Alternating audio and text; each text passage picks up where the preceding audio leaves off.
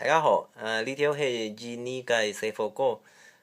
本名按到乃格達比，我歐進下杯邊，聽我來坐火車，聽下。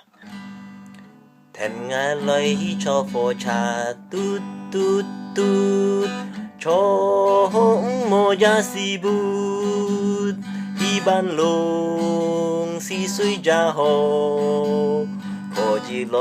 回我也冇少眼淚，茫茫來我偏要坐了火車，我火車冇你等你安久，我一個人打比嘟嘟嘟